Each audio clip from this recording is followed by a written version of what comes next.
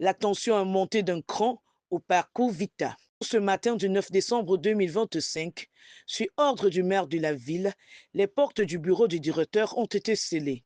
Une mesure rare et spectaculaire. Le 6 décembre dernier, Roger Mbassadine a suspendu avec effet immédiat Valentin Dior qui dirigeait cet espace sportif. La mairie parle d'un directeur devenu incontrôlable et surtout ouvertement défiant.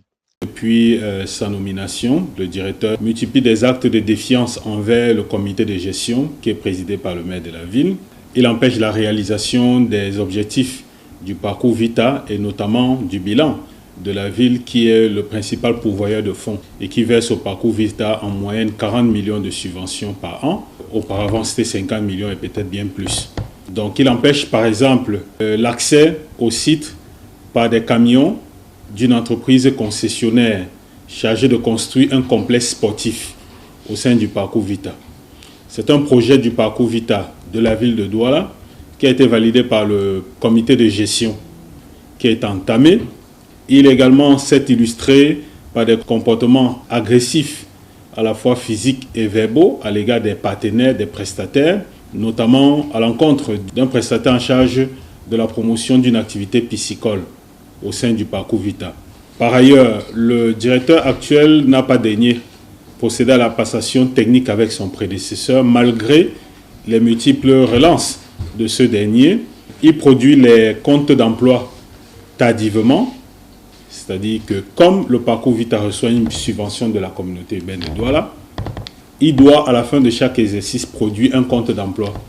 Voilà, entre autres, les fautes pour lesquelles le maire de la ville s'est trouvé dans la pénible obligation de le suspendre. Selon la communauté urbaine, Valentin Dior aurait multiplié les actes d'insubordination, refus de passation de services, blocage de partenaires, interdiction d'accès à des entreprises autorisées, agression verbale et même physique. Des accusations lourdes qui auraient paralysé la gestion du parc. Même les camions chargés d'un projet de complexe sportif auraient été empêchés d'entrer. Résultat, un parcours Vita à l'arrêt et des partenaires déstabilisés.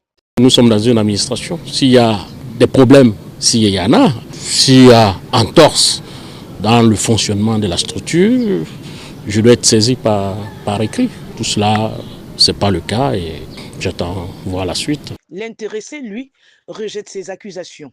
Ses proches parlent d'un malentendu administratif et d'une décision injustifiée. En attendant, la mairie reprend la main.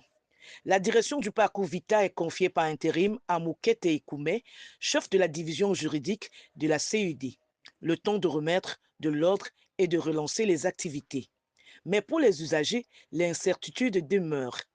Installation en pause, chantier gelé, partenaires silencieux. L'avenir immédiat du parcours Vita se joue désormais dans les bureaux de la mairie. Une chose est sûre, cette affaire est loin d'être terminée et nous continuerons de vous en donner chaque détail ici sur votre chaîne.